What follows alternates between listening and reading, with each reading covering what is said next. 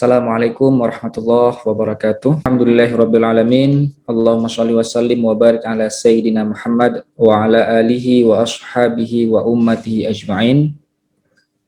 Pertama, syukur kepada Allah Subhanahu wa taala yang mana oleh Allah masih memberikan kita kesehatan dan juga kesempatan untuk dapat sama-sama mengikuti kuliah umum ini meskipun secara virtual. Dan jangan berhenti, terus berdoa semoga kuliah umum ke depannya bisa kita laksanakan secara offline di kampus, insya Allah ya. Berikutnya selawat dan salam kepada Rasulullah, keluarga dan sahabat beliau sekalian. Yang saya hormati Ibu Dr. Fajriana SSI MSI selaku Ketua Program Studi Pendidikan Matematika Universitas Maluku Saleh. Berikutnya yang saya hormati kepada Bapak Mursalin selaku pemateri juga pada hari ini, dan juga kepada Ibu Nuraina SPD MPD selaku moderator, dan kepada seluruh Bapak Ibu dosen program studi pendidikan matematika. Berikutnya juga yang saya hormati kepada jajaran pengurusan HIMAPKA, Himpunan Mahasiswa Pendidikan Matematika, dan kepada seluruh adik-adik mahasiswa maupun alumni yang mungkin sudah bergabung di dalam Zoom meeting ini. Baik, sesuai dengan tema yang telah disampaikan bahwasanya kuliah umum ini tentang penelitian kuantitatif, kualitatif, R&D pada pendidikan matematika. Nah, bagian saya itu untuk yang penelitian kuantitatifnya ya. Saya yang bagian kuantitatifnya. Nah, sesuai dengan namanya, ya, namanya adalah kuliah umum, berarti ini kita kuliah, ya, kita kuliah seperti itu.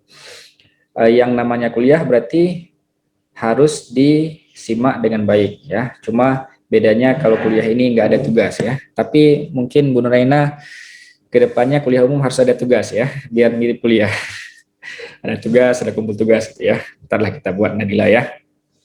Baik, waktu yang diberikan ke saya 45 menit, ya, 45 menit. Entar kalau memang sudah 45 menit, tolong hentikan saya, Bu Nuraina, ya.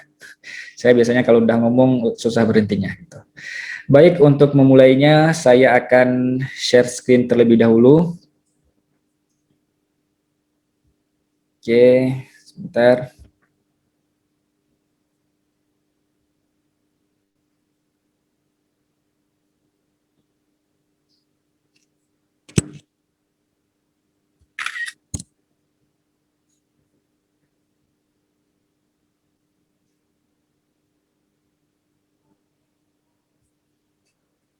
Nah, udah nampak semuanya?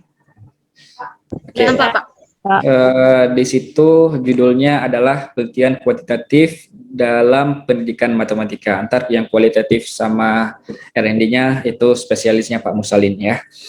Nah, saya ambil judul penelitian kuantitatif dalam pendidikan matematika apa dan bagaimana, ya. Nah, sedikit filosofi yang mengapa saya pilih latar ini di slide saya, ya, karena meskipun saya kangen untuk menulis pakai kapur gitu ceritanya. Makanya untuk mengobati kekangenan saya itu, saya pilih slide yang agak klasik, ya, agak klasik, yaitu yang ada kapur-kapurnya gitu. Nah, ya, karena bagaimanapun ini saya nggak tahu apakah adik-adik mahasiswa saat kuliah masih menggunakan kapur atau sudah beralih ke spidol, ya. Kalau saya masih merasakan bagaimana itu menulis pakai kapur, ya. Kemudian banyak debu-debu kapurnya yang berterbangan gitu, ya. Nah, bahkan saya nggak tahu benar atau salahnya, katanya pakai kapur itu lebih sehat dibandingkan spidol katanya. Makanya saya lihat di UPI itu ada gedung JIKA namanya, gedung FMIPA kami namanya JIKA, itu dibangun oleh pemerintah Jepang. Nah, di sana di gedung JIKA itu semua kelas pakai kapur, ya, sampai hari ini. Sampai hari ini semua kelas masih pakai kapur, nggak pakai spidol, gitu ya. Itu gedung yang dibangun oleh Jepang. Baik, ntar habis waktu saya. Kemudian di situ ada saya buat apa itu namanya, toga, ya, toga kan, topi yang mana? Toga, ya. Nah, kenapa saya buat toga di situ? Karena mau nggak mau untuk bisa pakai itu harus melewati sebuah proses yang namanya penelitian, ya. Mau nggak mau harus melewati itu. Makanya saya buat di sini toga.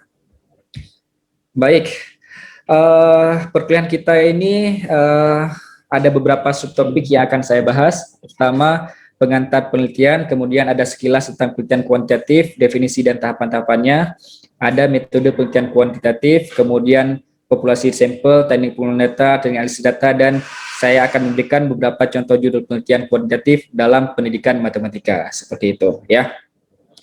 Nah, sebenarnya kalau mau dijelaskan panjang lebar ini sangat-sangat lama, membutuhkan beberapa kali pertemuan, tetapi berhubung ini kuliah umum, jadi ada bagian-bagian yang saya persingkat, tapi nggak apa-apa kalau misalkan nantinya ada hal-hal yang ingin ditanyakan, boleh silahkan ditanyakan ya, walaupun di luar sedikit di luar pembahasan saya gitu.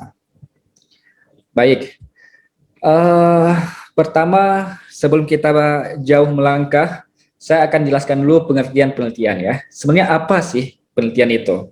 Nah, yang namanya penelitian itu yaitu salah satu cara ya untuk mencari kebenaran. Nah, untuk mencari kebenaran. Tetapi bedanya apa kalau penelitian itu? Proses mencari kebenaran itu harus melalui serangkaian metode ilmiah ya. Itu harus melalui serangkaian metode ilmiah. Artinya apa? Ada proses merumuskan masalah, kemudian ada studi literatur, sampai kemudian ntar kita mengumpulkan data, mengolah data dan mengambil kesimpulan ya. Itu yang membedakan. Sebenarnya banyak hal yang memang kita bilang sering mengatakan oh saya sedang penelitian gitu ya. Bisa-bisa saja, tapi yang dimaksud dengan penelitian di sini adalah serangkaian yang harus memenuhi serangkaian metode ilmiah. Kan kadang ada juga kita proses mencari kebenarannya yang sederhana ya, misalkan kita mau mencari kebenaran, apakah betul dia mengatakan saya gitu ya. Nah, kita cari informasi-informasi. Itu sebenarnya penelitian ya, itu sebenarnya penelitian. Cuma kadang-kadang penelitian yang kita lakukan tidak melalui serangkaian metode ilmiah gitu ya. Nah, dalam konteks ini, dalam konteks penelitian pendidikan, berarti penelitian itu adalah yang ada kaitannya dengan metode ilmiah, seperti itu. Nah, kemudian untuk apa kita meneliti ya? Untuk apa kita meneliti? Bentar, saya nggak bisa back lagi ini.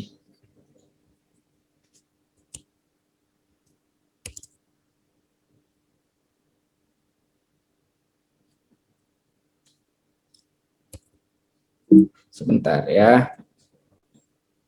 Nah, tujuan penelitian ya. Yang pertama tujuan penelitian itu adalah untuk menemukan ya, tentunya di sini untuk menemukan hal-hal yang baru. Atau bisa juga penelitian itu adalah untuk membuktikan ya, untuk membuktikan misalkan ada sebuah teori, kita membuktikan apakah teori itu benar atau enggak ya, itu termasuk daripada penelitian itu. Kemudian ada tujuan penelitian itu untuk mengembangkan, yang namanya mengembangkan berarti kita membuat produk baru ya, itu lebih detailnya di R&D akan dijelaskan nantinya oleh Pak Mursalin. Nah, kita masuk ke yang penelitian kuantitatifnya. Apa itu penelitian kuantitatif ya? Ada beberapa teori tentang penelitian kuantitatif itu. Yang pertama adalah penelitian yang berlandaskan filsafat positivisme ya, digunakan untuk meneliti pada populasi atau sampel tertentu, kemudian teknik pengumpulan pengambilan sampelnya random atau analisis datanya bersifat kuantitatif ya, ataupun ada uji hipotesis di situ. Nah, yang ingin saya tekankan di sini, ini pendapatnya dari buku Prof. Sugiono saya ambil ya. Yang saya ingin tegaskan ini, di skripsi mahasiswa ataupun di proposal mahasiswa, semua ya yang pakai kuantitatif pasti mengutip pendapat ini.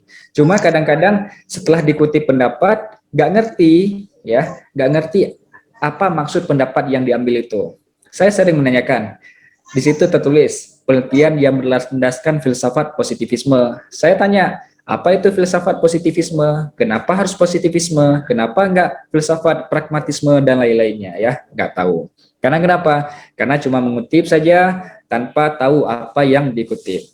Di sini ingin saya tekankan bahwa yang namanya filsafat positivisme itu adalah artinya menguji sebuah teori ya. Menguji sebuah teori. Artinya ada teori, kita mau nguji apakah teori itu benar atau salah.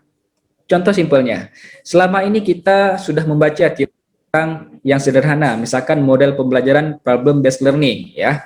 Di situ kita sudah membaca berbagai teori bahwa model pembelajaran itu ampuh ya. Maksud ampuh di sini artinya bisa untuk meningkatkan kemampuan ini, katanya dia bagus, bisa untuk ini, bisa itu. Nah, kita mau uji ya. Yang namanya orang positivisme itu tidak langsung percaya ya, tidak langsung percaya, tetapi dia uji dulu apakah benar atau enggak. Nah, makanya proses pengujian itu melalui sebuah penelitian dan itu penelitiannya kuantitatif. Karenanya penelitian ini bersifat berlandaskan filsafat positivisme ya. Hal ini sejalan dengan dikatakan oleh Creswell. Creswell ini banyak buku, pengarang buku-buku metode penelitian ya, banyak buku metode penelitian yang dikarang oleh Creswell. Nah, apa definisi penelitian kuantitatif menurut Creswell itu? Yaitu metode-metode untuk menguji teori tertentu dengan cara meneliti hubungan antar variabel ya. Nah, di sini kata kuncinya menguji teori-teori tertentu ya. Itu yang saya sampaikan tadi. Nah, itu tentang penelitian kuantitatif.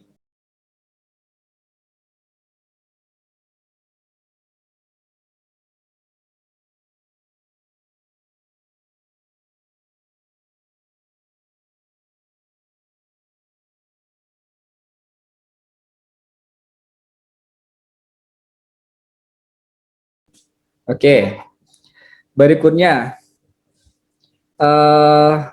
bagaimana tahapan di proses penelitian kuantitatif ya. Ini yang sedikit tadi disinggung oleh Ibu Nurayana. Nah, tahapan dalam penelitian kuantitatif itu yang pertama, dan saya rasa semua penelitian tadi udah disampaikan Bu Aina, ada rumusan masalah ya. Artinya apa di sini? Ada masalah ya. Apa masalah? Tetap kalau kita mau penelitian pasti orang tanya pertama apa masalahnya ya, apa masalah. Kemudian masalah itu dituangkan nantinya dalam rumusan masalah. Nah, yang namanya masalah itu adalah gap ya. Artinya ketimpangan antara fakta dengan ekspektasi ya, ataupun realita, antara fakta dengan yang diharapkan ya. Nah, itu yang sebenarnya masalah. Sekarang yang masih membingungkan mahasiswa kadang-kadang bagaimana cara mencari masalah itu ya, bagaimana cara mencari masalah. Nah, seperti yang dikatakan oleh Bu Aina, boleh kita terjun ke lapangan, kita wawancara dengan guru, kemudian kita tanya sama siswanya apa masalah-masalah terjadi di sekolah. Karena kenapa? Karena lingkup kita adalah pendidikan matematika. Atau bisa juga untuk mencari masalah itu kita bisa mengikuti seminar-seminar. Nah, biasanya di seminar-seminar itu akan banyak dikemukakan ide-ide untuk penelitian.